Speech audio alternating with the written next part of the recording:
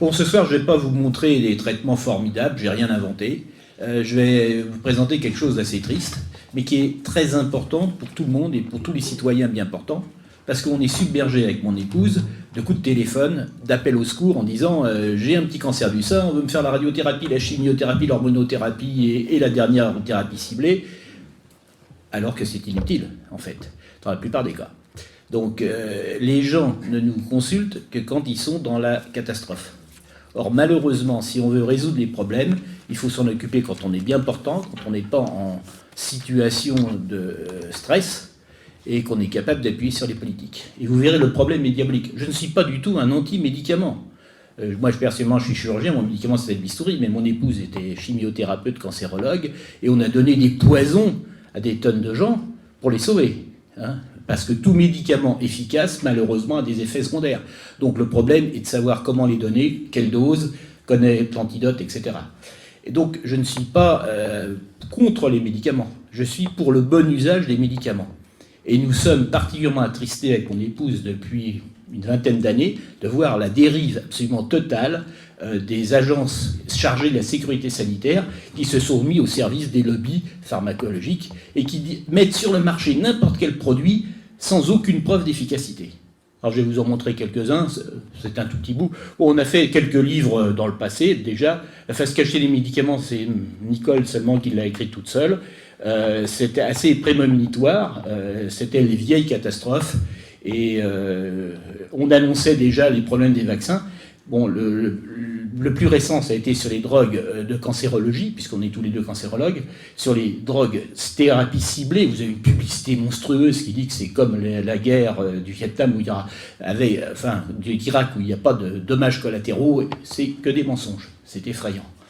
Alors, pour vous rappeler, les agences ICER ont été créées après des scandales, après des catastrophes sanitaires. Et la première, c'était la FDA, donc Food and Drug Administration, en 1906, pour protéger les populations des catastrophes médicamenteuses.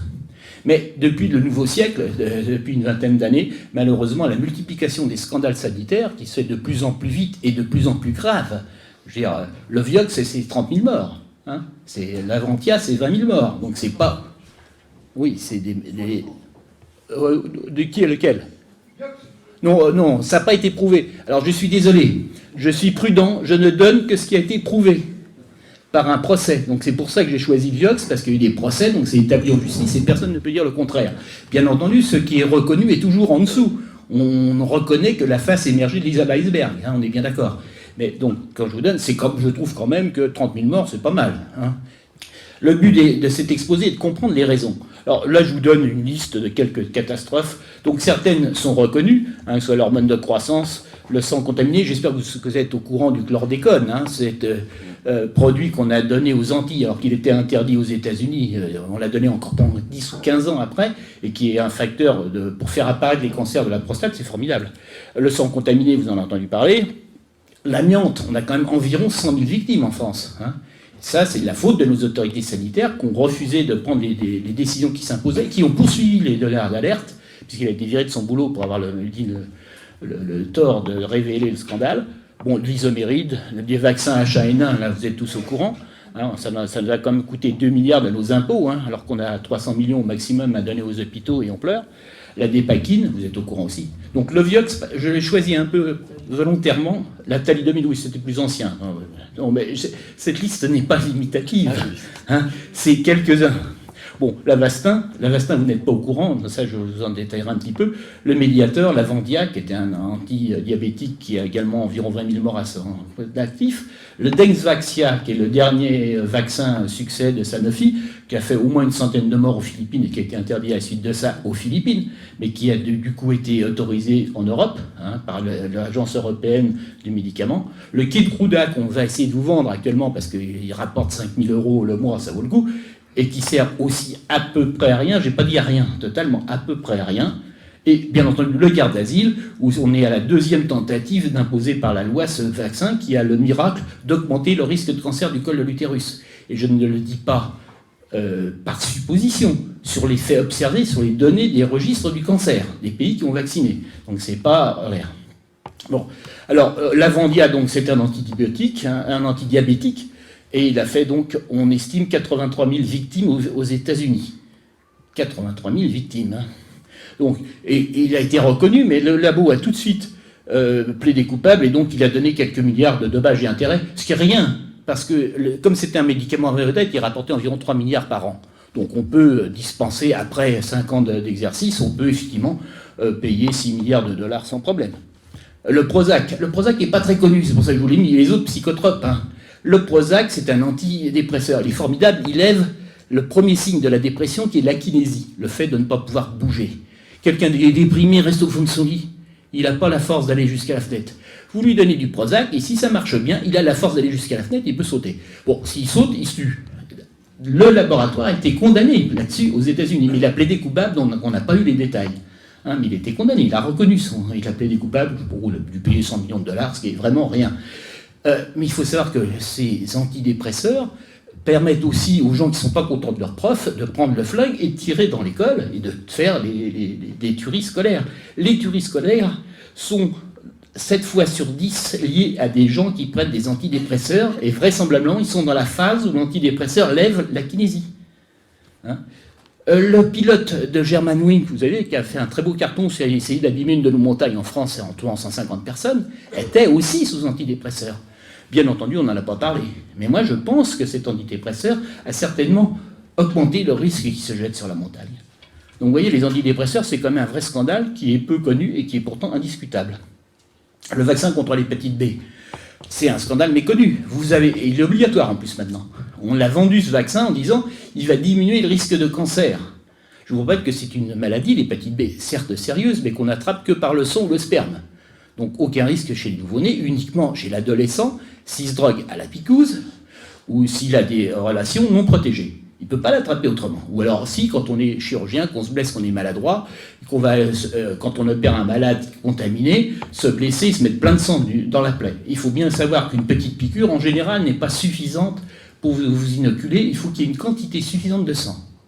Hein, donc c'est pas le fait d'avoir une goutte de sang sur la peau vous contaminera pas. C'est si vous avez une plaie à cet endroit et si vous gardez le contact assez longtemps. Alors, ce vaccin supposé diminuer le risque du cancer, il est vrai qu'il a marché chez l'enfant taïwanais qui faisait un cancer hépatocarcinome avant 14 ans, qui n'existait pas en Occident.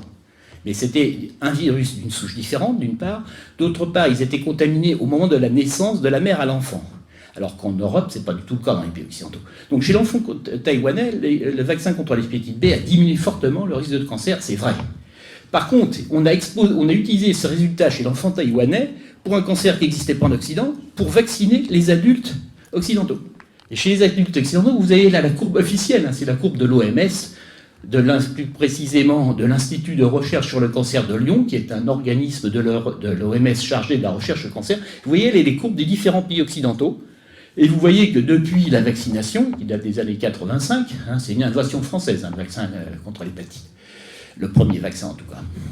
Eh bien, depuis la vaccination, le taux de cancer du foie, l'hépatocarcinome primitif, donc, a augmenté par 3 à 4. Et vous avez l'OMS, le ministère de la Santé, qui tous disent en chœur, la vaccination contre l'hépatite virale B a permis de diminuer le risque de cancer. Bon, savent-ils lire leur courbe? Je ne sais pas, il faudrait leur demander. Bon, malheureusement, il y a ce qu'on appelle des liens d'intérêt, et puis il y a aussi la monnaie sonnante et trébuchante, et dans cette affaire de vaccin contre l'hépatite B, le ministre de la Santé lui-même s'est retrouvé condamné à 10 ans de prison. Je peux en parler, puisque c'est une condamnation définitive. Hein. Et ce qui n'a pas empêché maintenant d'être repris par l'Europe dans le service des médicaments. Et on n'a pas recherché non plus la corruption en France. Hein. Ça ne se fait pas. Nous, on sait bien qu'on échappe à la corruption. Le vaccin anti-H1N1, hein, c'était une invention. La pandémie, on a fait peur à tout le monde en disant attention, le baiser peut transmettre, enfin tout pouvait vous faire. Ça a coûté 2 milliards d'euros. C'était une grippette bien moins grave que les grippes ordinaires. Hein. Et on a quand même été la risée de l'Europe sur cette affaire. Il n'y a que la France qui a acheté autant de montagnes de vaccins. L'Allemagne, ils n'ont pas compris. Mais nous, on a de l'argent quand il s'agit de le donner au labo. Alors, j'ai privilégié le Vioxx parmi toutes ces catastrophes, tout simplement parce que là, ça a été jugé, il y a eu une flopée de procès, et donc on a pu voir on a pu mettre à jour quelques-uns des mécanismes, parce que c'est ça qui m'intéresse, c'est pas les catastrophes, vous pouvez les trouver partout, c'est les mécanismes qui amènent ces catastrophes, car c'est pas des accidents, c'est la conséquence logique de vices, de fonctionnement, de détournement des fonctionnements. Donc le Vioxx, je vous rappelle brillamment, c'était un anti-inflammatoire. Le labo a dit que c'était formidable parce qu'il protégeait l'estomac. Lui, il ne donnait pas de trou dans l'estomac, qui est quand même la complication majeure de tous les anti-inflammatoires. Hein, c'est les ulcères gastriques et les perforations gastriques et les hémorragies gastriques. Donc celui-là était formidable, il n'avait pas de problème. Et il a fait une publicité formidable. Il a été primé comme type de publicité efficace du médicament l'année où il est sorti. Ils ont arrosé de manière très très large tous les patrons et toutes les sociétés savantes. Entre 1999 et 2004, ça n'a duré que 5 ans, la bonne période, ça a quand même rapporté 2,5 milliards de dollars par an. Alors, les faits, donc c'est en septembre que brutalement Merck retire le Vioxx du marché. C'est pas les agences sanitaires qui ont dit stop au Vioxx, c'est Merck qui l'a sorti. Et pourquoi est-ce que Merck l'a sorti du marché? Parce que ses avocats ont réalisé que s'ils continuaient, les procès leur coûteraient trop cher, risquaient de leur coûter trop cher. Donc c'était plus rentable d'arrêter plutôt que de continuer. Il a donc causé, je parle de 144 000 victimes et 38 000 attaques cardiaques et morts subites. Là, c'est la déclaration propre de Graham Greene, qui était le deuxième de la FDA chargé des médicaments nouveaux, devant le Sénat américain, sous serment. Vous savez qu'aux États-Unis, il vaut mieux tuer une petite fille à des tortures épouvantables que de mentir sous serment. Hein, ça coûte beaucoup plus cher. Donc on peut prendre au sérieux son témoignage. Le premier verdict contre, parce que le labo a dit c'est pas vrai, ils sont morts, ils faisaient des accidents cardiaques, c'est parce qu'ils mangeaient trop gras, ils faisaient trop de burgers, etc. C'est pas nous, c'est pas notre médicament. Au 4e procès, ils ont perdu. Donc ils ont contesté tout. Et donc ça a été un procès en justice. Et au 4e procès, ils ont perdu. Et pourquoi ils ont perdu? Je rêve qu'un cinéaste fasse un film là-dessus, mais c'est trop beau. Ils ont perdu parce qu'on a pu prouver qu'ils avaient truqué le premier essai et truqué la première publication qui disait que le Vioxx était formidable et qu'il évitait les trucs. Et comment est-ce qu'on l'a trouvé? Parce qu'aux États-Unis, les avocats ont un droit d'investigation, contrairement en France. Et l'avocat de la 4e plaignante, qui était la fille d'un malade décédé d'infarctus du myocarde, avait mandaté les Pinkerton, cette célèbre agence de détectives qui courait après les voleurs de train. Je ne sais pas si vous vous souvenez des Far West. C'était les Pinkerton, ils existent toujours. Et ils ont investigué, ils ont été voir la revue New England Journal of Medicine en leur demandant qu'est-ce qu'ils avaient comme document sur le Vioxx, sur le fameux article qu'ils avaient sorti qui criait merveille. Et ils leur ont donné une disquette. Et sur la disquette, il y avait l'article. Sauf qu'eux, ils ont utilisé les programmes des services spéciaux qui permettent de retrouver ce qui a été effacé.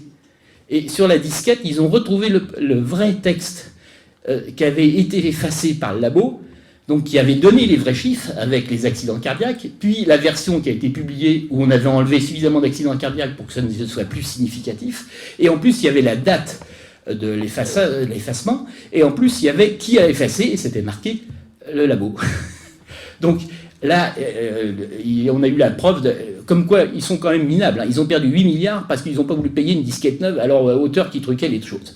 C'est assez rigolo, les choses. C'est pour ça que c'est très beau quand même comme histoire. Et donc ils ont été condamnés là, à 250 millions de dollars en première instance. Et alors ça c'est formidable parce que vous voyez, il y a eu 250 millions de dollars, tous les avocats des USA se sont rués sur l'affaire. Rappelez-vous qu'aux USA, vous avez un dommage, le gars dit je vous appuie, je suis votre avocat gratuitement si vous perdez, mais si vous gagnez, vous me donnez la moitié. Alors, les gars ils disent d'accord, hein, les avocats coûtent cher, donc on n'aurait pas les payer en cas de défaite, pas de problème.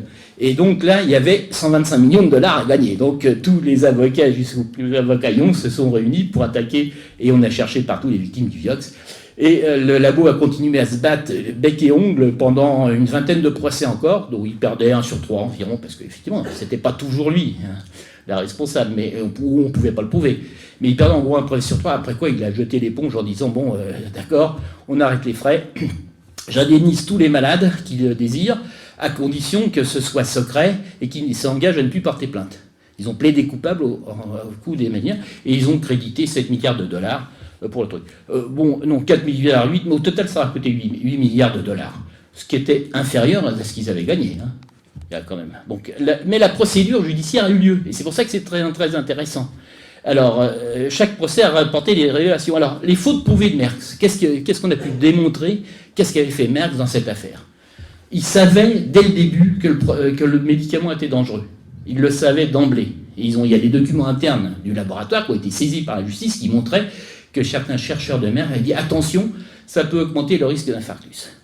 Donc il le savait. Il a dissimulé ces faits. puis il les a niés lorsque c'est apparu. Et il a falsifié les données de l'étude Vigor. L'étude Vigor, c'était la fameuse étude qui a été démontée après. Ils ont intimidé les témoins, ils ont menacé.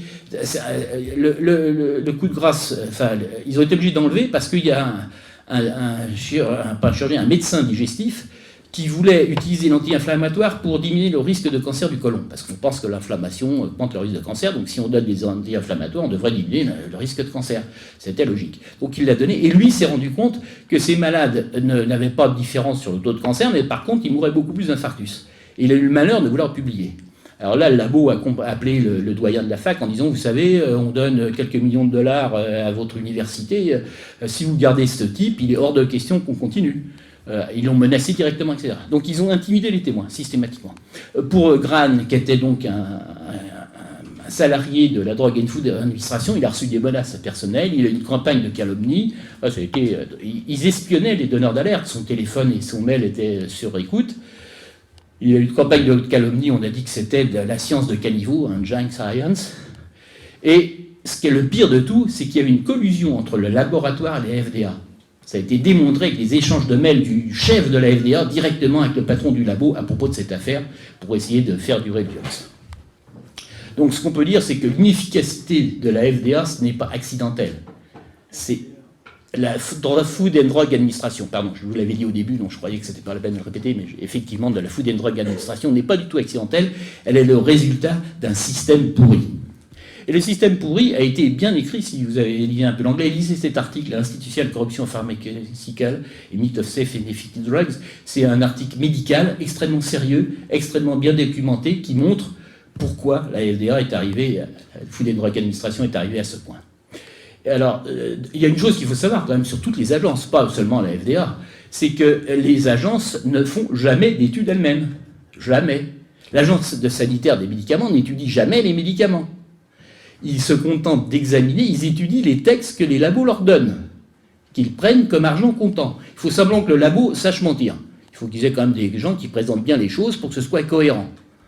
Et vous avez vu qu'ils savent refaire les articles quand il faut pour que ce soit cohérent. Donc quelqu'un qui leur pense qu'ils sont honnêtes se fait tromper. Donc les agences ne font jamais d'études. Par exemple, pour la guerre d'asile, les Danois avaient décrit toutes sortes de pépins avec des filles qui ne bougeaient plus, qui devenaient akinétiques après l'administration de garde d'asile. Ils avaient déclaré à l'EMA, et quand ils ont demandé les résultats sur l'EMA pour voir si les autres pays avaient déclaré, leur déclaration avait disparu. Elles n'étaient pas dans l'EMA.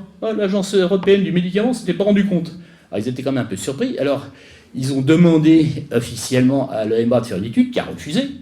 Ils ont été jusqu'au médiateur européen. Le médiateur européen a obligé l'EMA de faire une étude. L'EMA a fait une étude, puis a publié un rapport d'une trentaine de pages disant qu'il n'y avait rien à voir, qu'il n'y avait pas de problème, qu'il y avait les Danois qui disaient des trucs comme ça. Sauf que les Danois en question ont réussi à avoir la vraie étude de 80 pages. On est passé à, je ne sais plus, 150 ou 200. Et là, c'était pas du tout à éliminer, ça s'était bien disputé à l'EMA. Et il était prouvé que l'EMA n'avait pas fait d'études, avait simplement interrogé le labo et avait donné les résultats que le labo avait bien voulu lui donner. C'est comme ça qu'on dit passé, il n'y a rien à voir, puisque c'est le labo qui le dit. Donc, le Vioxx a montré aussi que la FDA considère l'industrie pharmaceutique comme un client et partenaire. Est-ce qu'en France, on estime qu'il est normal qu'un juge ou un flic soit client et partenaire du truand? Non, il serait tout de suite en prison. Mais que la FDA soit client et partenaire des firmes pharmaceutiques qu'elle est censée contrôler, ça paraît normal. Et non seulement ça, mais la FDA considère que l'industrie pharmaceutique est une source vitale de revenus pour son existence. Alors, il faut que vous voyez. Donc la FDA non seulement a été inefficace, elle a été complice. Elle a été complice puisqu'elle a accepté le dossier Vigor, qui était le dossier de mise sur le marché, avec une explication du naprosène, parce qu'il y avait plus d'accidents avec le Vioxx qu'ils ont présenté. Ils ont dit que le naprosène avait un effet protecteur très fort, donc ils ont accepté n'importe quoi. Le Pony Express, c'était la messagerie qui allait très très vite à cheval, dans le temps du Far West, avant qu'il y ait le télégraphe. Et donc, ce qui va très vite, ça s'appelle Pony Express. Et donc, ils ont donné une autorisation de mise sur le marché, excusez-moi, AMM, c'est autorisation de mise sur le marché. Pony Express, c'est-à-dire en quelques mois. Lorsque la justice s'est intéressée à l'affaire du Vioxx, la FDA a refusé de communiquer le Vioxx à la justice. Pour vous donner une idée. Donc ils ont fait une collusion avec Merckx pour une campagne de dénigrement d'un de ses employés, de Crane, précisément. Et la Food and Drug Administration avait connaissance des risques du Vioxx en même temps que le labo des années avant le retrait du marché. Et ils n'ont rien fait. Donc c'est vraiment la complicité. Alors elle a été menacée pendant au moins 6 mois. On a dit qu'il fallait casser en deux la FDA, faire d'un côté celle qui donne les autorisations et d'autre part une autre agence chargée du retrait des autorisations parce que les mêmes avaient du mal à dire le contraire de ce qu'ils avaient dit quelques années avant. Bon, alors il n'y a pas que l'agence qui était en cause, les politiques aussi, le prix. En France, je vous rappelle que le prix des médicaments est fixé par le gouvernement. Hein. Donc quand il pleure que les médicaments sont trop chers, c'est parce qu'il a bien voulu faire un cadeau à son copain dans le labo. Hein, c'est pas autre chose, faut pas mentir. Hein.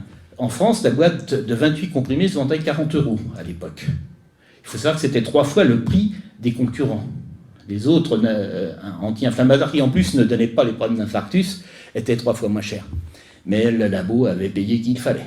Vraisemblablement, je dois avoir mauvais esprit. Alors, le problème, c'est les experts. Hein. Est-ce qu'un expert est un représentant de l'État et qui défend la cause commune, ou est-ce qu'il est représentant de Big Pharma? Alors, vous voyez qu'ils sont à la fois promoteurs d'essais, conseillers de laboratoire, présidents de sociétés savantes, qui font partie des agences. Donc, il ne faut pas s'étonner si les nouveaux médicaments sont déclarés novateurs, donc on leur donne un prix supplémentaire, avec une balance efficacité-risque très positive. C'est toujours comme ça que ça se termine. Hein. Alors, les revues médicales ont failli, hein, ils l'ont reconnu. D'ailleurs, la fille qui présidait à l'époque le New England Journal of Medicine a démissionné en disant qu'elle était désolée de cette affaire, qu'elle avait été trompée. Elle avait été trompée, c'était vrai, on lui avait eu des données fausses. Et que, comme elle n'était pas capable d'imposer au laboratoire de donner des copies réelles, elle préférait démissionner qu'être complice de cette affaire.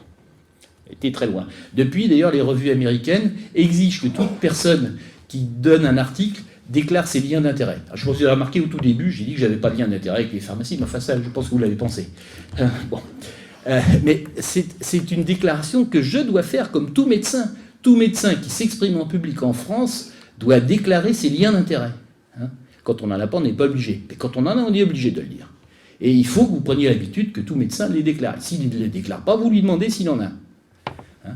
Et je dois dire qu'actuellement, je suis en procès avec un médecin, patron, un professeur de faculté, hein, je tairai son nom, qui a fait un très bel article défendant le garde d'asile, et qui a oublié le pauvre de déclarer ses liens d'intérêt. Hein, il n'a pas eu de chance. Mais c'était à l'insu de sa bonne foi, bien sûr. Alors ça doit être jugé bientôt, j'espère qu'il va être condamné, de la même manière que le professeur qui était payé par l'industrie du pétrole et qui a dit que la pollution n'avait aucune influence sur la mortalité, il l'a dit devant la commission des affaires sociales du Sénat, a été quand même condamné de manière définitive, enfin.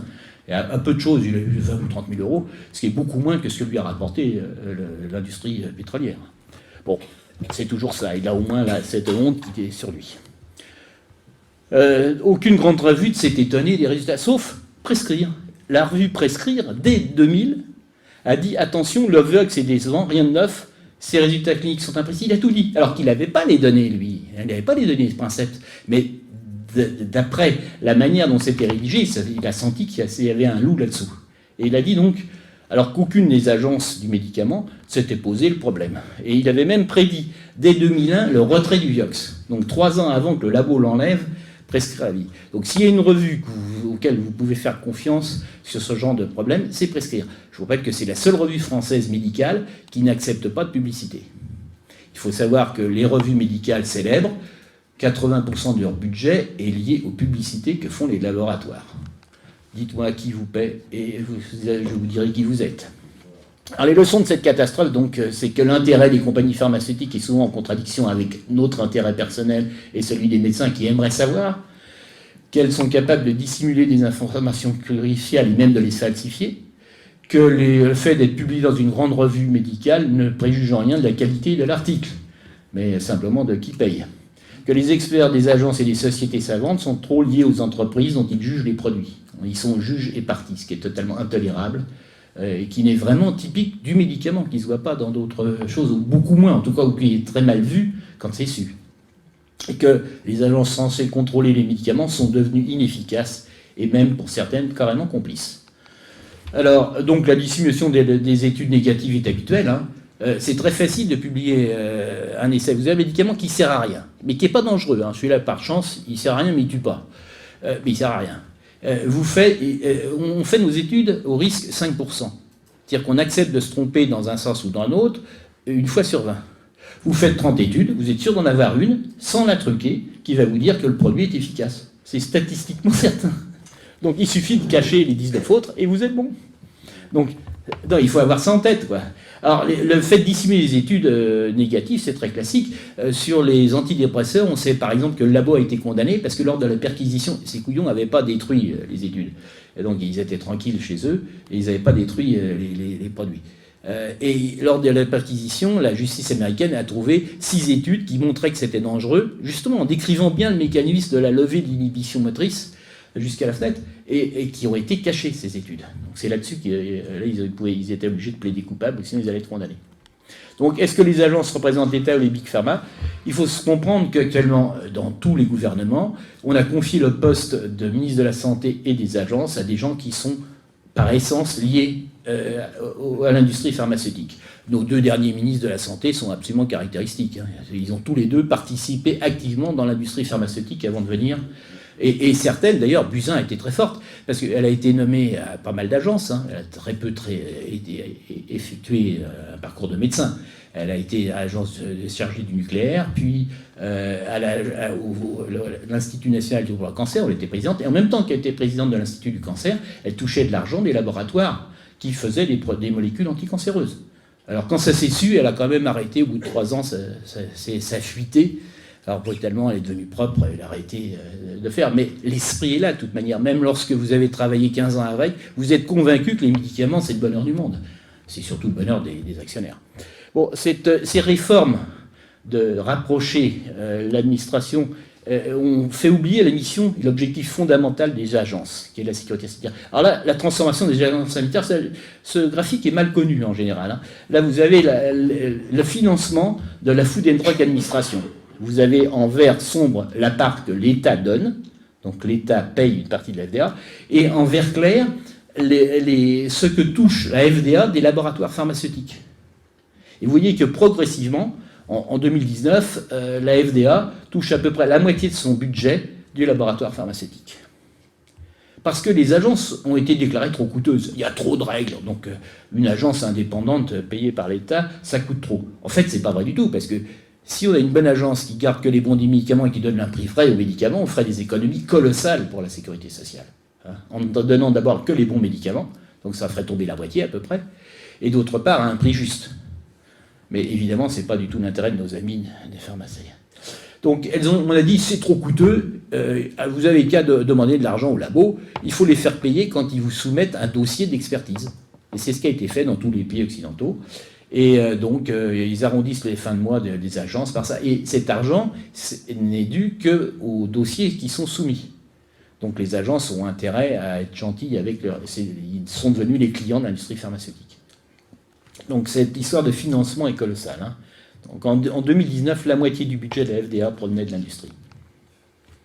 Alors, comment est-ce qu'ils ont fait? Alors, parce que l'industrie s'est mise à pleurer en disant « Vous êtes terrible, on invente plein de choses, des produits miracles, vous allez voir, on va guérir le cancer, on va guérir tout ça sans donner d'incident, on va rejeter la chirurgie qui ne sert à rien, la radiothérapie qui brûle tout, ça va être formidable, donnez-nous. Mais nos médicaments, vous nous empêchez de faire bénéficier les malades de nos dernières nouveautés, parce qu'avec vous êtes tatillon, il vous faut 4 à 5 ans pour donner une autorisation de mise sur le marché. Et puis nous, on a le brevet que pour 20 ans. Si ce brevet il part dès qu'on a déposé la molécule, mais s'il faut qu'on fasse 5 ans d'études avant de pouvoir utiliser la vendre, ça nous fait 5 ans de perdus.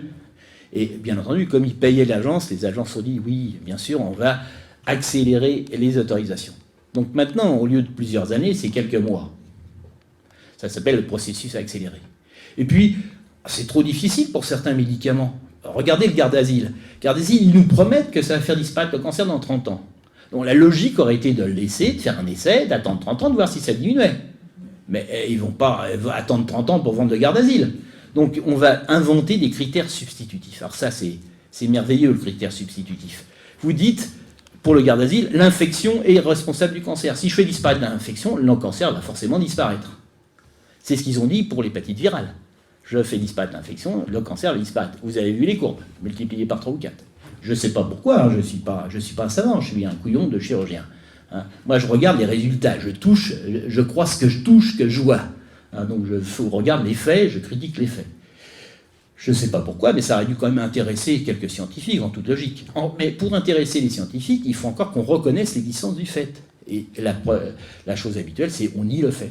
Hein. De manière, on dit les greffes sont terminées. Je peux vous dire que ce n'était pas vrai, parce qu'aujourd'hui, il m'a fallu 2 heures pour le dire. Hein, mais on nie les faits. Alors, les critères, donc, on donne des processus accélérés et des critères substitutifs. La merveille des critères substitutifs. Alors, je suis cancérologue, donc en cancérologie, jadis, j'ai centré quand même l'essentiel de ma démonstration sur ce que je connais, donc sur la cancérologie, mais rassurez-vous, c'est pareil pour tout le reste. Simplement, les critères sont un peu différents. En cancérologie, du temps de M. Matet, dont j'étais un des élèves, on exigeait, comme pour un nouveau médicament, qu'il augmente le pourcentage de survivants. Hein. On guérit avec notre ancien médicament 70, si on trouve un médicament qui nous guérit 80% des malades, ça c'est un bon médicament, on le prend. Et parfois, le médicament ne guérissait pas, mais il prolongeait la survie globale. Donc, au lieu d'être à 50% à vivre à 5 ans, il y en avait 70% qui vivaient. Donc, c'est un gain, on gagnait du temps pour les malades. C'était les critères classiques.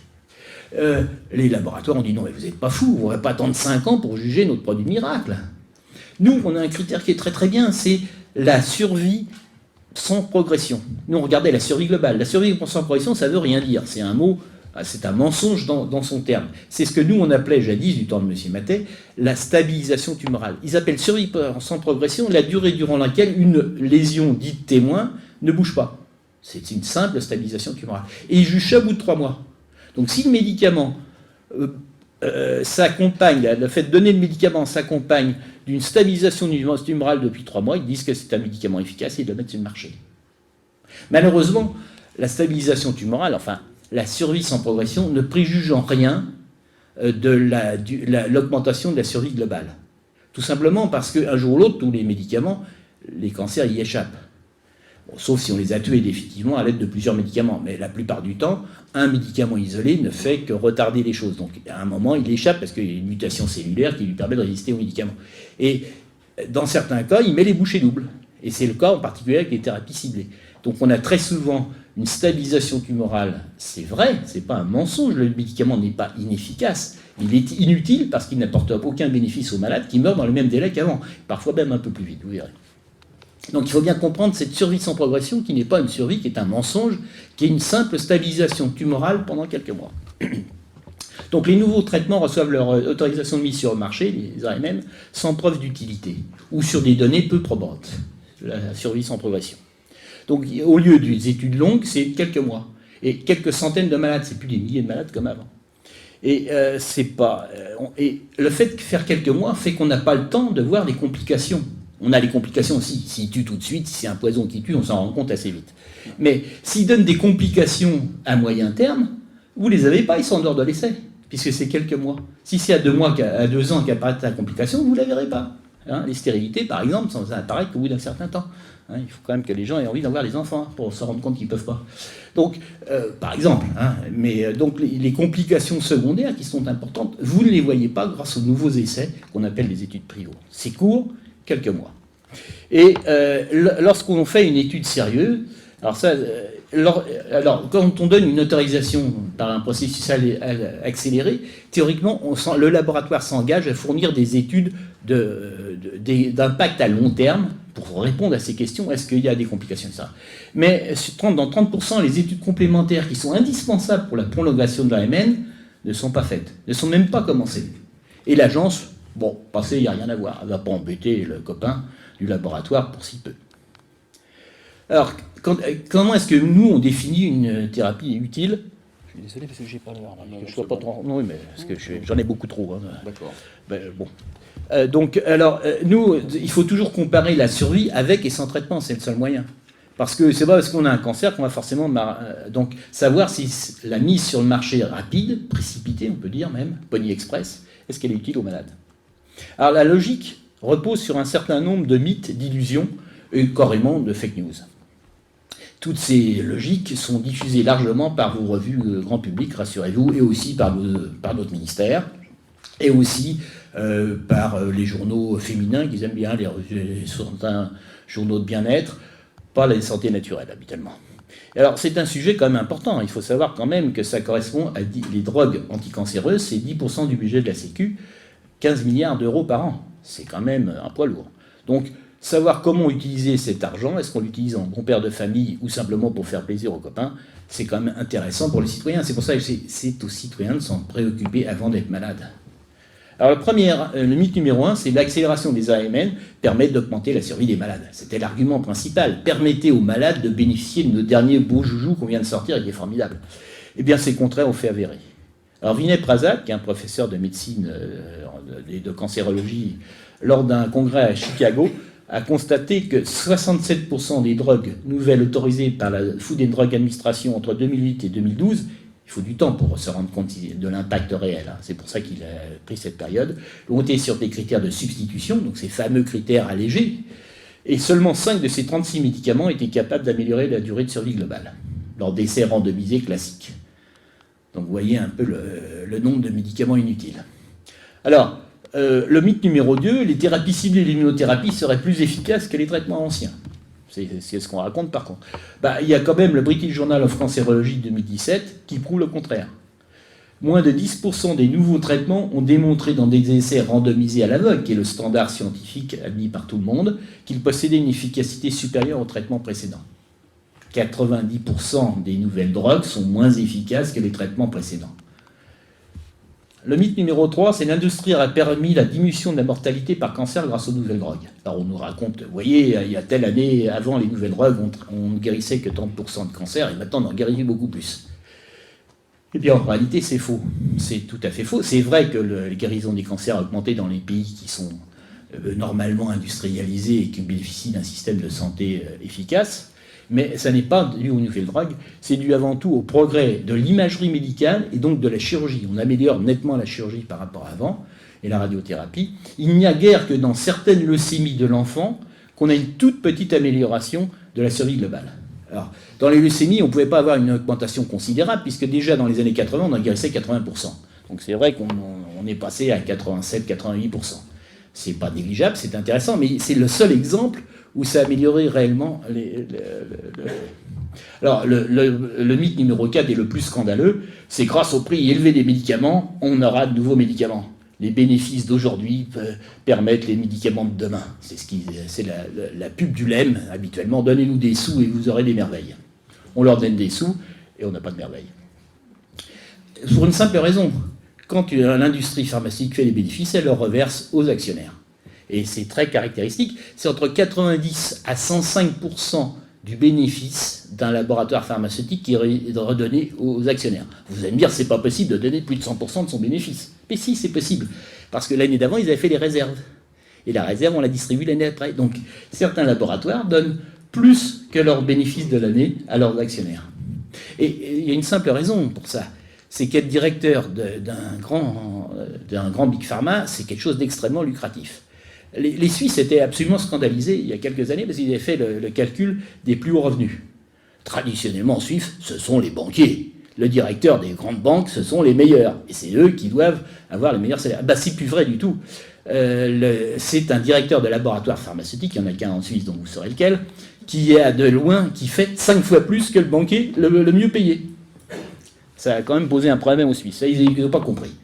Donc quand on est directeur, on a un salaire colossal, supérieur à Gauze. Et l'ennui, c'est que pour le garder, il faut que les actionnaires soient contents. Donc on distribue tout aux actionnaires. Et la part qui est donnée à l'innovation, à la recherche, elle baisse chaque année. Elle est ridicule et elle baisse chaque année de l'ordre de 5%. Alors, si vous regardez, ces chiffres que je vous donne paraissent absolument incroyables. Vous pouvez les consulter facilement puisque les labos font la publicité sur Internet, ils veulent vendre leurs actions. Donc ils vous donnent très exactement tous leurs bénéfices, ils expliquent qui fait les bénéfices, etc. Alors ils donnent aussi comment ils dépensent leur argent. Alors vous avez un très beau chapitre qui est recherche et développement, et qui est entre 15 à 25% selon les labos. Alors ça, vous êtes content, vous dites qu'il y a 15 à 25% de ce qui touche, qui repart en recherche, c'est fantastique. Sauf que si vous grattez un peu, vous vous rendez compte que recherche et développement, c'est développement. Qu'est-ce que c'est le développement ? C'est l'argent qu'on donne aux sociétés savantes, pour faire connaître leurs produits, c'est l'argent qu'on donne aux revues médicales, c'est l'argent qu'on donne aux médecins pour la publicité ou la corruption. Parce qu'à un certain degré, ça devient de la corruption. Et en gros, il n'y a que 5% qui va réellement à la recherche. La plupart des grands labos pharmaceutiques ont externalisé la recherche. Ils laissent des startups découvrir quelque chose, ils rachètent la startup. Comme ça que ça marche. Donc, alors, la propagande des thérapies ciblées, on la vend aux patients, hein, les thérapies qui touchent juste le cancer, en disant que ce n'est pas des traitements classiques, qu'on le prend par la bouche, ce qui est souvent vrai, que ce n'est pas de la chimiothérapie, c'est faux, c'est un produit chimique, c'est de la chimiothérapie, qu'on ne perd pas ses cheveux, c'est vrai, mais ça dépend aussi des drogues, on ne perd pas toujours ses cheveux avec des drogues, et que c'est bien toléré. Alors ça, c'est un très gros mensonge. Alors, c'est vrai que pour un malade, on lui promet qu'on va le mettre dans un essai thérapeutique ou qu'il va bénéficier du nouveau traitement miracle, et comme ce traitement miracle vaut entre 3 et 10 000 euros le mois, bah, il croit qu'il est dans une Mercedes qui l'emporte vers le paradis. En réalité, malheureusement, ça apporte, dans le meilleur des cas, 2 mois et demi de prolongation de survie. Et les thérapies ciblées n'ont pas guéri le malade, sauf pour quelques leucémies d'enfants, comme je vous ai dit tout à l'heure. Le médicament approuvé en 2016 aux USA, le coût moyen était de 171 000 $ par an, les nouveaux traitements. Rassurez-vous, il y a beaucoup plus. Hein. Grâce à l'immunothérapie, on arrive à $1 million par an. Aux États-Unis, où il n'y a pas la sécurité sociale, la première cause de faillite personnelle, c'est le traitement médical, actuellement. Bon. En France, on a un truc formidable. Hein. Les hôpitaux, on ne leur donne pas des sous maintenant comme ça. Hein. Ils sont payés à l'activité. Sauf que pour payer à l'activité, on dit une chimiothérapie, c'est tant. Mais si on donne à l'activité, par exemple, une cure de chimiothérapie que faisait ma femme, c'était 5 000 € pour une cure de chimiothérapie qui durait en moyenne 5 à 7 jours. Bon, ça dépend des chimiothérapies, je ne peux pas vous détailler. 5 à 7 000, quoi qu'on fasse, qu'on le fasse en 2 jours, en 3 jours, en 8 jours. Bon. Et le problème, c'est que si vous avez 5 à 7 000 € pour un produit, vous pouvez difficilement utiliser les produits à 7 000 €. Donc, on a inventé un merveilleux système qui est la liste en sus, que vous ne devez pas connaître. C'est un système dérogatoire au budget global de l'hôpital. Cette liste en sus, c'est le ministre qui décide quel médicament doit en bénéficier. Et dans ce cas-là, le médicament n'est pas imputé, ce n'est pas l'hôpital qui doit payer le médicament, c'est directement la sécurité sociale. C'est exclu du budget global. Alors, c'est un effet extrêmement pervers. D'abord, ça coûte 3 milliards d'euros par an à la France. En France, c'est 3 milliards. La liste en sus médicaments, 3 milliards, le dernier chiffre. C'est un effet extrêmement pervers. Je suis directeur d'hôpital. J'ai du mal à payer mes produits. Vous savez que beaucoup d'hôpitaux sont en bord de l'association de paiement et qu'en Grèce, par exemple, les labos refusent de donner les médicaments aux hôpitaux puisqu'ils ne payent pas. Ça menace certains hôpitaux en France. J'ai le choix. J'ai un chimiothérapeute qui est un mec un peu jeune, mais je vais lui dire... Tu peux pas me donner, tu veux me faire payer une chimiothérapie, ça me coûte 300 € la cure de chimiothérapie. Donne une thérapie ciblée, ça ne coûtera rien à l'hôpital. Et ton malade sera content puisqu'il aura la toute nouvelle thérapie. Donc c'est parfaitement incitatif à la dépense inutile, ce mécanisme de liste en sus. Alors il était démontré en Angleterre par une étude très sérieuse. Ils avaient un fonds spécial pour les drogues chères. Ils ont démontré que ça ne servait en rien pour les malades, que c'était de l'argent gâché, donné pour rien. Mais en France, rassurez-vous, on ne fera jamais cette étude-là. C'est trop dur. Et il faut donc savoir que ce n'est pas parce qu'on paie cher quelque chose qu'on a forcément la qualité, en tout cas en matière de médicaments. Donc la réalité des thérapies, c'est quand même décevant, très peu efficace, dangereuse, et elles sont quand même considérablement plus coûteuses. Je vous rappelle qu'au dernier prix que j'ai regardé, l'or était à 32 € le gramme. C'est 32 000 € le kilo. Les thérapies ciblées, c'est 5 000 € le gramme. Bon, il vaut mieux être inventeur de thérapies ciblées que chercheur d'or. Bon. Et alors, quelles sont les astuces classiques des laboratoires? Parce que tous les médecins ne sont pas corrompus, heureusement, la majorité, je pense, ne le sont pas. Quelques médecins à pouvoir sont corrompus, parce que c'est ceux-là que l'industrie s'est corrompue, ils choisissent bien leur affilié. Mais la majorité, c'est la crédulité. Ils croient ce qu'ils voient, ce qu'ils lisent. Et puis si c'est dans une belle revue avec le labo, ils ont des petites mignonnes qui nous présentent des documents qui sont beaux. Ils savent les présenter et les documents sont pas mal. Et puis vous avez les grandes revues médicales. Donc ça fait sérieux. Alors il faut voir un peu quelles sont les astuces. Alors bon, ça c'était le très beau schéma de Roche à propos de l'Avastin. Hein. Alors globalement, l'Avastin a coûté quelques milliards d'euros à la sécurité sociale pendant 10 ans. Hein, c'était la première drogue qui coûtait de l'argent pendant très longtemps. Et je peux vous affirmer aujourd'hui qu'elle n'a servi à rien, sauf de temps en temps à tuer les malades qui auraient survécu s'ils ne l'avaient pas reçu. L'Avastin. C'était la merveilleuse drogue anti-angiogénèse, c'était la première. J'ai entendu à la télé un grand professeur du Brésil qui aurait, grâce à l'Avastin, on n'aura plus besoin de chirurgien, vous verrez, on va guérir les malades, on les assèche. Vous voyez le schéma, qui est un schéma de dessin animé. Hein. On voyait la tumeur qui n'est plus nourrie par les vaisseaux et qui fait disparaître. L'idée était très belle. Bon, alors là, vous avez une publicité pour le Tarceva, qui est un de ces produits à drogue ciblée. Alors, ils mettent, je suis désolé, c'est de l'anglais, hein, que dans 41% des cas, le traitement par Tarceva arrête la progression, il évite la progression du cancer ou la mort. Quel médecin normal refuserait un traitement qui diminue de 41% le risque de mort ou de progression tumorale? Aucun. Sauf que, si vous regardez bien la courbe, tous les malades sont morts. Hein, à 2 ans, ils sont tous morts. Donc on ne peut pas dire que ce produit miracle a évité la mort. Bon. Deuxièmement, le gain de non-progression tumorale, ce qu'ils appellent la survie sans progression, de non-progression, n'est que de 15 jours. Mais il faut savoir lire les courbes. Il faut prendre son temps, regarder les courbes. Et puis enfin, c'est la bonne vieille recette du pâté de cheval et d'alouette. Hein.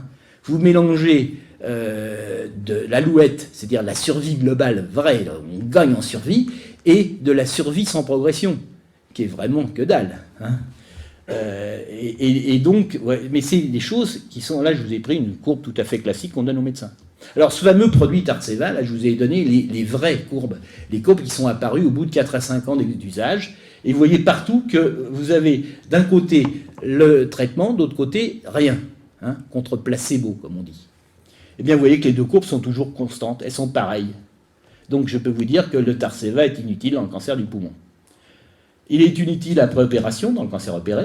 Il est inutile dans les gros poumons où on a du mal à opérer.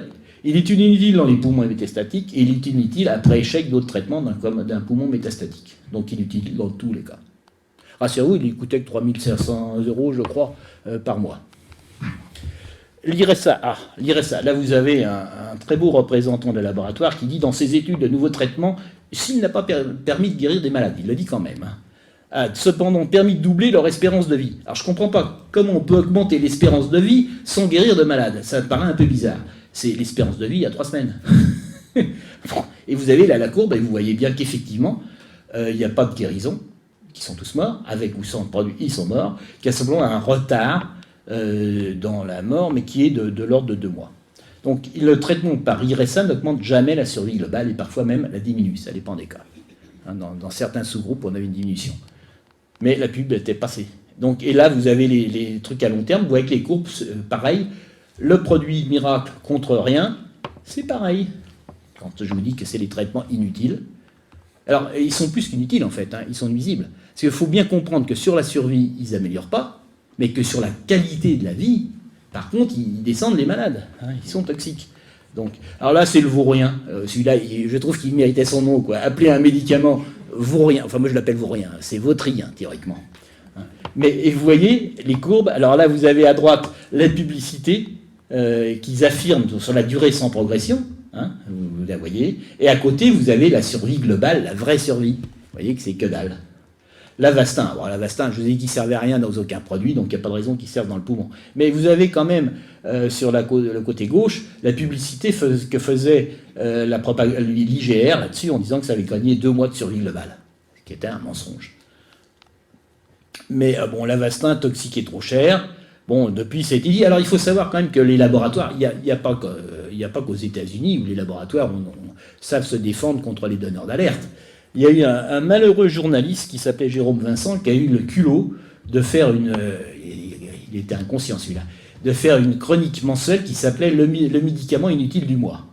Et un jour, il a eu le malheur de parler de l'Avastin, où il a donné que des choses vraies. Il a dit que ça servait à rien. Mais il l'a dit trop tôt. Et 57 cancérologues, tous professeurs, ont crié au scandale en disant que c'était pas bien de faire des choses pareilles, de faire peur aux malades, de casser les progrès des thérapies, que quand on est un petit compte journaliste, on ne se mêle pas de médecine. C'est ce qui a été dit. Et je veux dire, j'ai été choqué parce que Le Point n'a pas défendu son journaliste. Il n'a pas eu le droit de réponse. Et les gens qui auraient pu l'appuyer n'ont pas eu le droit de réponse non plus. Ils ont laissé détruire leur journaliste alors qu'il avait totalement raison. Et qu'il aurait pu économiser, si on l'avait écouté, quelques milliards de nos impôts, enfin de la sécurité sociale. Bon. Alors, un Hexavar, inutile aussi dans le cancer du poumon.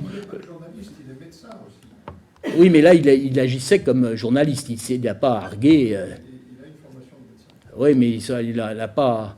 Non, il était parfaitement informé. Je veux dire, son article était prémonitoire. Mais comment se fait-il que les professeurs... Ah, pardon.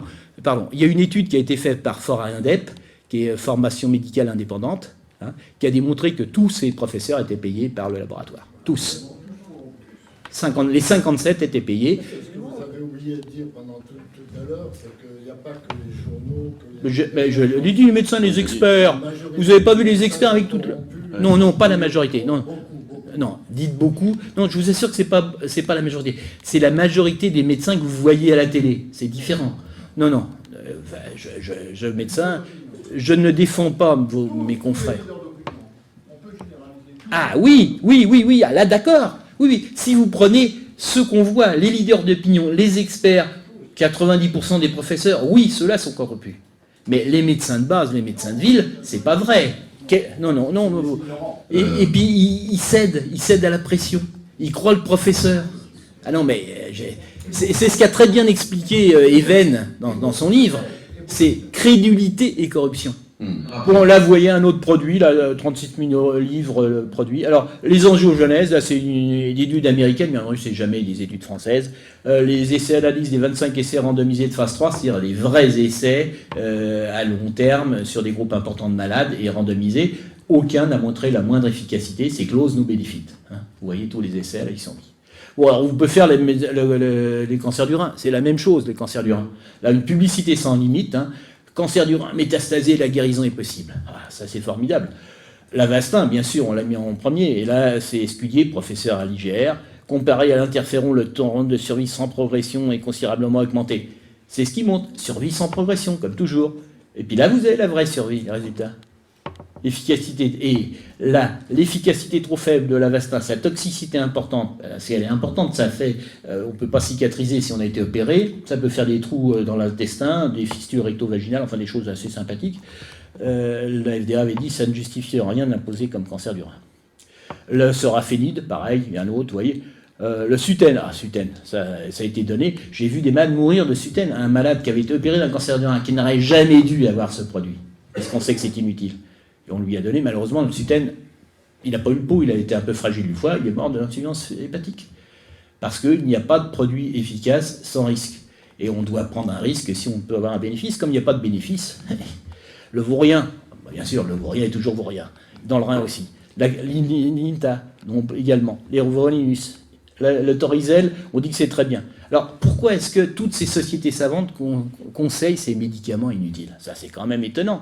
De la même manière, sur le Gardasil, vous avez vu, il y a un très bel appel de 50 sociétés savantes et associations de malades pour la vaccination de tout le monde, les garçons, les filles, et les grands-mères et tout le monde.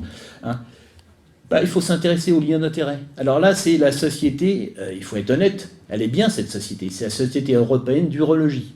Elle est bien parce que dans ses recommandations, ils donnent les liens d'intérêt. Rassurez-vous, les Français ne font pas ça. Parler d'argent, c'est sale, donc on le cache. Mais là, alors donc, j'ai pris deux membres de ceux qui mettent au point les conseils pour qui rédigent les recommandations. Et vous voyez, là, il y a un maison d'Hanovre. Là, vous voyez, il reçoit de Waite, Janssen, Pfizer, Teva, Strela. Comme on dit, ce sont des représentants de commerce multicartes. Les professeurs ne sont pas monocartes, ça ne rapporte pas assez.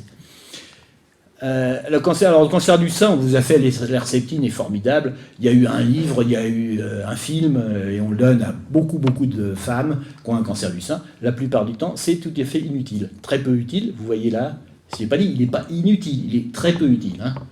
Donc là, vous voyez les chiffres. Par exemple, dans le cancer du sein localisé, ça ne sert à rien. Les courbes sont les mêmes, vous l'avez en bas à droite. Dans les localisés, on gagne en gros, qui sont avec récepteurs positifs, on gagne 5% de survie. Donc c'est quand même pas grand-chose. Alors si on regarde l'ensemble des cancers du sein, l'Herceptine, ce merveilleux produit, fait gagner 0,42% de survie, globalement. Bon. Et il coûte beaucoup. Je crois il doit être de l'ordre de 4 000 €, je pense, le mois à peu près. C'est extrêmement cher. Oui, par an, pour la France. Oui. Bon. Alors l'Avastin, lui, il est carrément dangereux dans le cancer du rein. Il n'est pas interdit en France, on a encore le droit de le donner en France. Il n'y a que les Américains, la FDA, brutalement, s'est réveillée et a dit c'est pas possible. À l'unanimité, ils ont dit ce produit est dangereux parce qu'il tuait des malades qui ne seraient pas morts sans le produit. Donc non seulement il servait à rien, mais en plus il tuait. Donc ils l'ont interdit, mais pas en France. Alors bon, toutes les autres thérapies, c'est pareil pour ça, je vais vous les passer.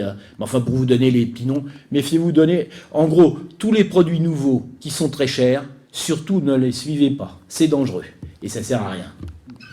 Perjeta, ça c'est nouveau, 4150 € par mois. Aucune revue indépendante n'a confirmé le résultat que le laboratoire prétend avoir eu. Donc, il faut savoir en plus qu'ils sont très contents de donner, dans les meilleurs cas, 2 mois de survie supplémentaire aux malades.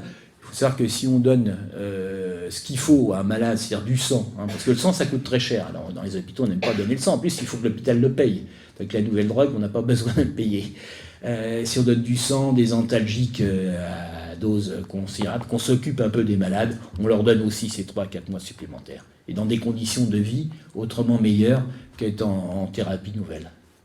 Alors là, c'est Rodowski, c'est un Américain. Donc la plupart des inhibiteurs de protéines kinase, ces fameuses thérapies ciblées, n'apportent que quelques semaines ou mois par rapport aux chimiothérapies conventionnelles. Tout de même, vous aurez tout ce diaporama, ne vous fatiguez pas, sur le site je pense que l'Observatoire du Rail va le donner, mais sinon vous allez sur le site de ma femme, vous tapez Nicole de Lépine, ça sort tout seul. Et après vous essayez de l'avoir, théoriquement, mais tout ce qui a été présenté, on les met dessus. Alors, le Keytruda, actuellement, là, c'est le nouveau miracle, puisque les laboratoires se sont rendus compte quand même que les thérapies ciblées, ça commençait à savoir, ça sentait le roussi, que les bénéfices allaient baisser parce que l'information diffuse. Il y a des fous qui disent que ça sert à rien et on n'arrive pas à les faire taire, donc ça va finalement se savoir. Et effectivement, par exemple, l'Avastin, ça a quand même fortement baissé ses ventes. Donc là maintenant, c'est l'immunothérapie. On va vous vendre de l'immunothérapie le matin, le soir, au repas et tout, parce qu'en plus, ils ont fait un saut de prix, c'est encore plus cher, donc il n'y a pas de problème. Alors vous voyez quelques publicités qui sont toutes mensongères. Donc le Buzyn s'est fendu le Keytruda est une nouvelle révolution en cancérologie. Elle va pas doucement, elle a carrément révolution. Bon, moi j'aimerais au moins qu'il nous montre les guéris, qu'il nous donne 100 malades, puisqu'il est sorti quand même depuis maintenant 5 ans, qui nous disent en pourcent sur 100 malades traités combien il y a comme par hasard aucun article là-dessus. Aucun article après 5 ans. Vous savez, quand il n'y a pas d'article, c'est que les résultats sont mauvais, que le labo refuse de les montrer. Parce qu'ils peuvent faire les essais qu'ils veulent, ils ne sont pas obligés de les publier. C'est quand même fantastique, les droits des labos. C'est la propriété intellectuelle. Ils ont payé, c'est leur rédacteur, donc c'est l'intellect. On ne peut pas... la sécurité de l'intellect est supérieure à la sécurité sanitaire des malades. Donc vous voyez là, les chances de survie doublent. Ils disent n'importe quoi. Cancer miracle. Les petits miracles de l'immunothérapie. Je vous ai fait une petite revue comme ça, mais je pouvais vous en sortir 100 des publicités. Et puis à côté, il y a un vrai miracle. C'est le miracle boursier. On pense que c'est aux États-Unis, il y a quelques articles qui montrent que ça peut revenir à $1 million par an et par patient. C'est quand même pas mal. $1 million par an et par patient. Je ne suis pas sous. Je dis la réalité, je peux vous fournir l'article si ça veut. Les ventes de cette classe thérapeutique ont dépassé en 2016 $5 milliards. Actuellement, c'est plutôt 10. Et ils pensent qu'à la fin de la décennie, ils pensaient que ça atteindrait les $16 milliards. Ça permet d'acheter beaucoup de monde. Alors, la réalité, elle est là. Je suis surpris, il y a quand même dans l'agence sanitaire en France, la Haute Autorité de Santé, il y a dans la commission de la transparence. La commission de transparence, pour l'instant, ils paraissent à peu près honnêtes. Alors, si vous lisez, je dis à peu près, parce que si vous lisez leurs conclusions, c'est toujours « ce produit est très bien, il rentre dans la classe de ça, où il manquait, il correspond à un besoin de santé publique. Il est très bon et très efficace ». Ça, c'est ce qu'ils disent. Ce qui est intéressant, c'est l'ASMR, l'amélioration de service médical rendu. Ça, c'est intéressant. Et là, ils vous disent ce que ça apporte par rapport aux autres choses. Et en général, leur évaluation de l'ASMR est un peu favorable au labo, mais pas trop. Il est à peu près honnête. Et là, pour le Keytruda, ce fameux révolution cancérologique, eh bien, il donne une ASMR 4, c'est-à-dire à peu près rien. 5, c'est 0. 5, c'est rien du tout. 4, ça veut dire que ça prolonge un petit peu la stabilisation tumorale. Donc c'est une instance officielle française qui le dit. Et effectivement, d'autre part, c'est dangereux, c'est potentiellement dangereux. En 2017, la Drug and Food Administration a dû interrompre 3 essais qui utilisaient le Keytruda, je vous ai donné les numéros, parce que les malades qui recevaient, qui étaient en général des maladies hématologiques, hein, c'était des myélomes, et puis une leucémie bizarre pour un autre. Et ces malades-là, qui recevaient le produit, mouraient beaucoup plus que ceux qui ne le recevaient pas. Donc la FDA a dit stop, les frais ça suffit, on arrête, on interdit de continuer l'essai là-dessus. Mais pour le reste, ils ont fait. Alors, ils ont fait très très fort. Vous qui croyez encore que les agences, elles ont étudié les produits avant de les mettre sur le marché. Ils ont fait très très fort pour le Keytruda. Ils ont réussi à donner une autorisation de mise sur le marché sans essai du tout. Tout cancer qui, par malheur, a une petite anomalie génétique particulière, a le droit de recevoir ce produit. Parce que ce produit va forcément marcher. Sur une anomalie génétique, aux États-Unis, vous pouvez recevoir ce Keytruda parce que ça va forcément marcher. C'est vraiment terrible pour la science. Alors, les mélanome malin au Danemark, parce que le premier cancer qui a été traité par Keytruda, c'était le mélanome malin, qui est un cancer donc de la peau, vous savez, les gros névus noirs pas beaux, qui grossissent, qui la plupart du temps, et en 90% guérissent simplement par une intervention chirurgicale un peu désagréable, parce qu'il faut enlever largement. Mais ça guérit très bien. Dans un certain nombre de cas, ils donnent des adénopathies, ils peuvent donner des métastases, et là, ça devient une maladie grave, effectivement. Alors, ils ont réussi à le mettre sur le marché au début au Danemark, avec un gain amélioration de durée de survie de 3 mois et demi, pour un coût qui était seulement de $100 000 par patient. En fait, cette pub était parfaitement mensongère, de la même manière qu'ils prétendaient que ça guérissait 10% des cas. Et tout cela était faux. On a su après, et vous l'avez, ça a été dit par Koch, qui était le directeur, je dis qui était le directeur de la Cochrane Institution, et on a appris que les gens qui avaient donné étaient rémunérés par le labo. Ben oui. Et c'est quand même un problème de citoyen, parce que non seulement les malades sont maltraités, mais en plus on ne sera plus traité du tout à cause de leur connerie. On ne sera plus traité parce qu'on va mettre en faillite la sécurité sociale. Et on va nous faire le même cinéma pour les retraites en prétendant qu'il y a un drame sur les retraites et qu'on ne peut pas les financer, alors que c'est faux. Hein. On va dire la Sécu ne peut plus assurer les traitements. Ça a déjà commencé, il faut tout mettre dans le privé. Je vous rappelle que quand vous êtes dans une mutuelle, c'est un faux nom là aussi, c'est un mensonge, une mutuelle ne fait pas de bénéfices. Alors là, c'est que les assurances privées qui ont le culot de s'appeler mutuelle. Et oui. Et la mutuelle a des actionnaires. Alors, lorsque vous donnez 100 € à la sécurité sociale par vos cotisations, la sécurité sociale en reverse 97. 97% de ce qui est donné à la sécurité sociale est reversé par la sécurité sociale. C'est la Cour des comptes qui le dit. Et reversé à la mutuelle ? Non. Elle est reversée aux malades, aux soins. 97% de ce que touche la Sécu est reversé aux soins, aux hôpitaux, aux malades. Faut voir. Malheureusement, elle reverse aussi la licensus, 3 milliards paumés. Mais ça, c'est pas la sécurité sociale qui le décide, c'est la ministre directement. Quand vous donnez 100 € à une mutuelle, combien est-ce que la mutuelle reverse en soins ? 50. Pourquoi est-ce que la mutuelle reverse 50 à la sécurité sociale 97%? Alors il y a un problème déjà d'impôt. Le gouvernement n'a pas collé un impôt sur la sécurité sociale. Il a collé un impôt sur les mutuelles, qui varie entre 10 et 18% selon que le contrat est... Bon, enfin, je vous dis, selon les détails qu'ils ont inventés. Déjà, donc... il y a en gros entre 10 et 20% d'impôts qui partent. Donc quand vous donnez 100 € à la mutuelle, 20% pour le gouvernement dans la poche. Deuxièmement, la pub. 20 € pour la pub. Bah, vous voyez tous les jours de la pub pour la mutuelle. Vous ne pouvez pas ouvrir Internet sans avoir des pubs de mutuelle. Enfin, surtout si vous avez plus de 50 ans, comme vous avez été ciblé, vous êtes bombardé de mutuelles qui remboursent bien mieux que le voisin, soi-disant. Donc la pub, ça coûte cher. 20 € sur 100 passe en pub. Et puis il y a 10 € qui partent aux actionnaires et puis à la direction. Mon beau-père, qui avait créé la sécurité... Enfin, qui avait conçu la sécurité sociale dans le maquis, au barrage de l'Aigle, avec 2 autres résistants, a été directeur de caisse de sécurité sociale et il avait un salaire de la fonction publique. Il en était très heureux d'être directeur de caisse de sécurité sociale toute sa vie, avec un salaire inférieur à celui d'un médecin d'ailleurs, mais qui était un salaire convenable. Mais les directeurs de mutuelles, eux, ils touchent 20 à 30 fois, et dans des grosses mutuelles, enfin dans des grosses assurances, pardon, c'est plutôt 100 fois le salaire. Donc ça vous explique aussi l'intérêt qu'ont les gens de sécurité sociale de passer dans les mutuelles. C'est beaucoup plus rentable. Et donc, tout ça, ça a un coût. Et ce coût fait que 50% de ce que vous donne une mutuelle disparaît dans le truc.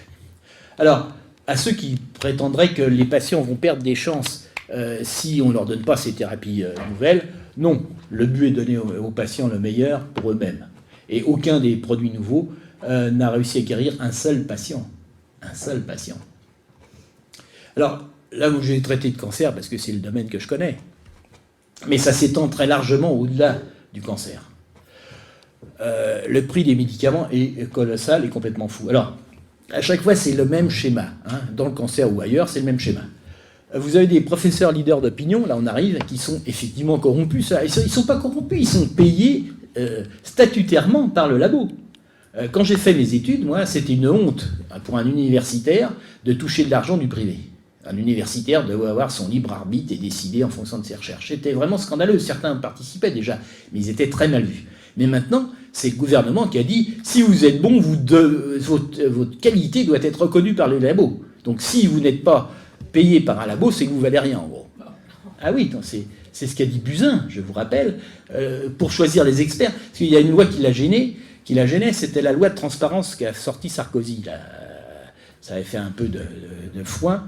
Et donc il a dit on va nettoyer le secteur de la santé, on va établir, c'est là depuis, on est donc obligé de donner ces liens d'intérêt. Et elle a dit c'est catastrophique parce que nous ne trouvons plus d'experts qui veulent aller dans les agences parce qu'il faut qu'ils donnent leurs liens d'intérêt. Et les experts qui n'ont pas de lien d'intérêt, on peut s'interroger leur qualité. Elle a dit ça a été un de ses premiers discours. Donc, alors elle en savait quelque chose puisqu'elle était bien rémunérée par les labos. Donc il faut bien comprendre ça. Donc alors, premièrement, ça commence toujours par ça. On a un nouveau médicament, vous avez tout de suite 3 journalistes dans le grand public qui disent il y a une découverte formidable qui va transformer les choses. Puis après, c'est embrayé par des professeurs qui sont des conseillers rémunérés du laboratoire. Ils peuvent toucher jusqu'à 500 000 € de l'année. Bon, c'est les grosses têtes, 500 000. La plupart du temps, les contrats, c'est entre 60 000 et 300 000 € l'année. Je vous rappelle quand même que ça fait 2 à 3 fois leur salaire d'universitaire. Quand même. Oui, il faut savoir de quoi on parle. C'est un autre monde. Un autre monde. Alors vous avez donc les leaders d'opinion là, qui claironnent dans tout. Et là, rassurez-vous, à la télé, vous en avez plein qui peuvent venir. Rassurez-vous, je ne serai jamais invité à la télé. Ils prétendent que ce produit est miraculeux. C'est la révolution. Et le ministre l'a dit en plus. Après quoi, vous avez des associations de patients qui sont complètement manipulés, et qui sont en général subventionnés d'ailleurs par le labo. Le labo dit, voyez comme on est gentil, nous, on aide les patients. On aide les patients à avoir une association. Simplement, il y a des conseillers médicaux dans ces associations. Et ces conseillers-là ne sont pas tout à fait sans intérêt, à tout point de vue. Après quoi, donc les associations de patients disent, c'est scandaleux, on attend le médicament, on ne peut pas l'avoir, la Sécu ne veut pas le payer. J'ai vu une pauvre malade qui avait un cancer du sein dans une revue, elle faisait une souscription nationale pour payer l'Avastin pour son cancer du sein qui était manifestement guéri depuis au moins 3 ans. Et le cancérologue continuait à lui donner en disant que c'était grâce à ça qu'elle vivait. Et la Sécu avait décidé de ne pas payer. Enfin, une décision courageuse. Et elle a fait une campagne en disant « on va me faire mourir ». C'est d'une tristesse. Bon. Alors, donc, les associations de patients subventionnées par les firmes, parce qu'il n'y a pas que les médecins qui sont corrompus, rassurez-vous, il y a beaucoup d'associations de patients qui le sont aussi. Nous, on est une association de patients, nous refusons tout argent extérieur et de toute firme. Bon, les experts des agences sanitaires, vous savez qu'ils sont liés, puisque s'ils sont bons, c'est qu'ils sont liés. Et le ministre, alors trop proche du LEM, là c'est plus le ministre, c'est carrément le président. Souvenez-vous que le 2e visite, le déplacement de notre président, ça a été pour le LEM, pour Sanofi. Et oui. Et alors le dernier mirage qu'on veut nous imposer, c'est le vaccin Gardasil. On veut vous l'imposer par la loi. Alors je vous rappelle, parce que là il y a des associations de malades qui disent il faut faire quelque chose pour les cancers du col. Je vous rappelle que le cancer du col de l'utérus n'est plus un problème de santé publique en France depuis qu'il y a le dépistage par frottis. Avant le dépistage, il y avait 5000 mortes chaque année. Depuis le dépistage, il y en a 1000. 1000, c'est beaucoup trop, je suis d'accord. Sauf que sur ces 1000 qui meurent, 800 n'ont jamais fait de dépistage. Pour des raisons religieuses ou culturelles, ne rentrons pas plus en détail, ces femmes ne veulent pas se faire dépister. C'est leur droit le plus strict. Mais qu'elles ne viennent pas se plaindre après de faire un cancer grave de l'utérus. Bon. Donc, il n'y en a plus que, si on faisait le dépistage à toute la population, il n'y en aurait que 200 ça serait encore trop, vous me direz. D'accord. Alors, a priori, pourquoi pas le vaccin? C'est une bonne idée. Sauf que c'est parce qu'on a une bonne idée que c'est efficace. Et il a été donné comme protection, prévention du cancer de l'utérus, sans aucune preuve qu'il a été un tout petit peu efficace contre ça. On a simplement prouvé qu'il est efficace contre l'infection. Ce qui est quand même normal qu'un vaccin soit un peu efficace contre l'infection, zut. Et il a bénéficié en France, comme dans tous les pays, d'une promotion scandaleuse, parfaitement mensongère, et d'un prix exorbitant. Alors, je ne sais pas quel est le prix, là, actuellement, parce qu'on s'était un peu disputé. C'était mon premier prix que j'avais dit, sur lequel tu m'avais argumenté. Il est passé de 132, là... Alors, c'est l'injection. C'est pour ça que l'action Sanofi a perdu de 3 euros. D'accord. Alors, la drogue, l'injection est à 115. Il y en a 3. Plus les consultations médicales pour le prescrire et l'injecter, ça revient à la vaccination à 400 euros. La vaccination complète à 3 injections, c'est 400 euros. À tout hasard, je vous rappelle que la vaccination contre la grippe, je crois que c'est 6 euros le vaccin. Ah non, maintenant il y a le quadri. Ah non, la grippe simple. Non, Oui, la grippe, c'est un quadrivalent. oui, il n'y a plus l'ancien. Non, L'ancien était à 6 euros. Donc, combien il est maintenant là? 11 euros. D'accord. Vous voyez, ils ont réussi à faire les culbutes en rajoutant des valences, mais ça ne fait que 10 euros. Par contre... Et les dernières études disent qu'il y a plus de morts chez les vaccinés que chez les non-vaccinés. Non, mais ça, je ne veux pas attaquer là-dessus. C'est tout à fait... Non, mais je l'ai fait cette étude l'année dernière. Il suffit de lire le rapport... Ah oui, mais en France, je suis désolé, il suffit de lire le rapport de l'Agence régionale de santé sur l'accident qui avait lieu dans le truc de Vieux. Vous savez, l'année dernière, il y a eu tout un scandale en disant ces pauvres vieux qui n'étaient pas vaccinés, ils sont morts. L'Agence régionale de santé y a été. Et ils ont donné les chiffres. Parce que dans cette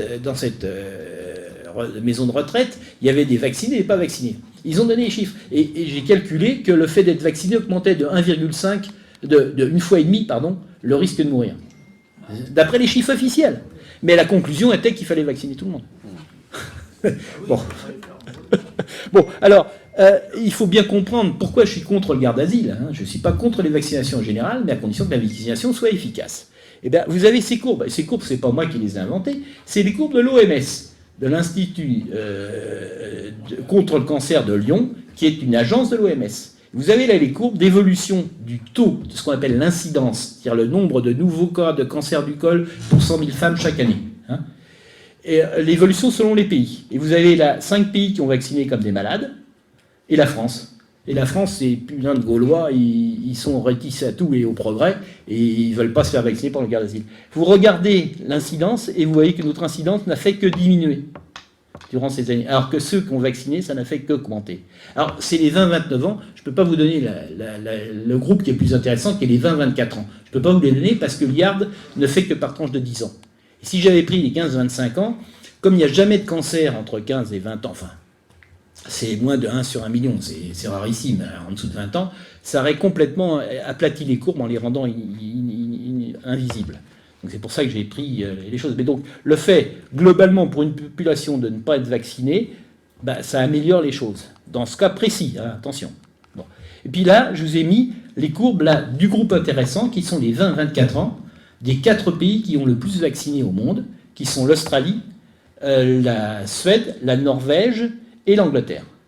Le premier pays au monde à vacciner, c'était l'Australie. Je ne peux pas vous donner les taux au-delà de 2014 parce que bizarrement, ils n'ont pas réussi à les sortir par groupe d'âge.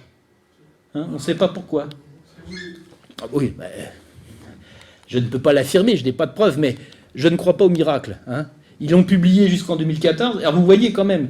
Alors pourquoi j'ai mis les 15-19 ans, vous voyez, c'est presque rien, c'est pas intéressant.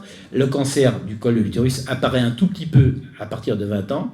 Il apparaît beaucoup plus franchement à partir de 25 et il augmente entre 30 et 40. C'est là. Bon. Les gens qui ont été vaccinés, on a vacciné les 11-13 ans.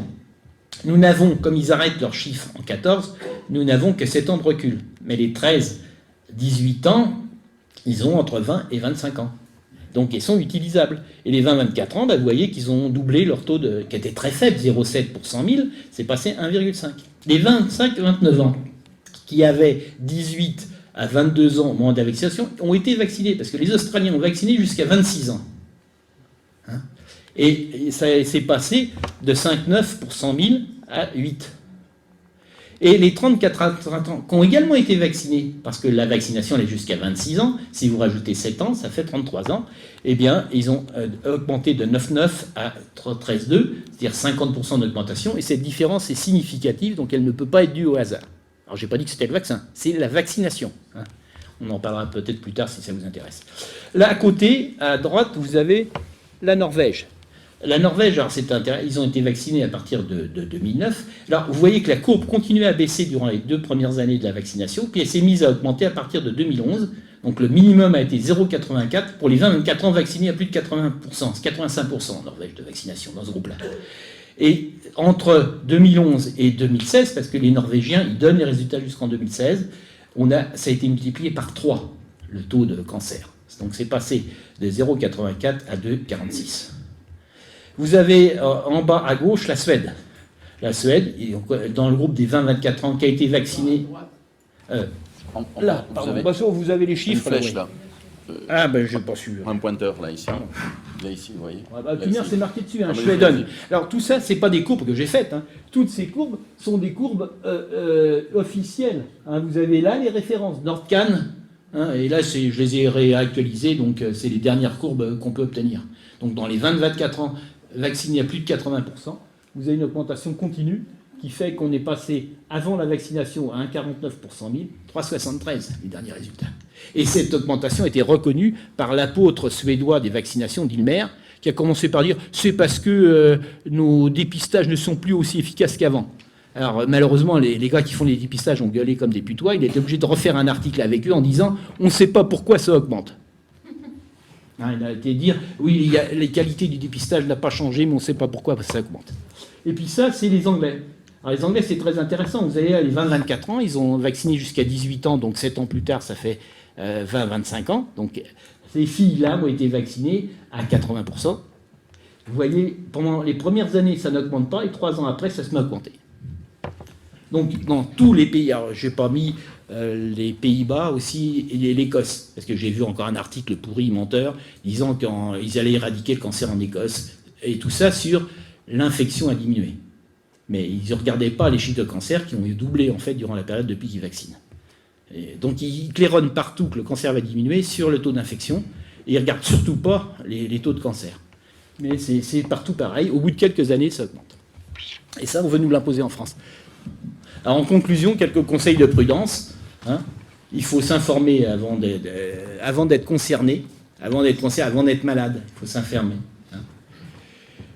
Les traitements éprouvés sont encore possibles, pour les cancers, hein, là je parle. Demandez qu'on vous parle des traitements éprouvés, de ce qu'on faisait avant les nouveaux traitements, dans tous les cas. Et avant de décider un traitement, il faut exiger au moins de voir pour un cancer, de voir directement le chirurgien. Vous ne laissez pas mener en bateau par le bout du nez par le cancérologue qui lui touche. Les chirurgiens touchent, mais pas beaucoup. Oui, parce qu'ils ne touchent que des actes éventuellement de la clinique et de les honoraires particuliers. Mais les cancérologues, c'est directement du labo. On passe dans la cour des grands. Hein. Et prendre le temps de la réflexion éclairée. Donc là, c'était un livre. Ah bah j'avais participé à ce livre, c'est vrai. Donc les bonnes questions à poser à votre médecin. Et puis surtout, libérez-vous de la propagande. Alors là, vous avez Le racket des laboratoires pharmaceutiques, qui, je vous conseille, qui est un excellent livre. Crédulité et corruption en médecine, Philippe Even et Debré.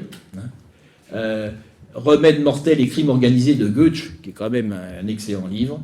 Je n'ai pas mis les choses sur le garde d'asile, je n'ai pas mis notre livre sur le garde d'asile quand même, j'aurais dû le mettre. Bien, je peux répondre à vos questions si je ne vous ai pas trop épuisé. Eh bien, alors attendez, première chose, merci beaucoup.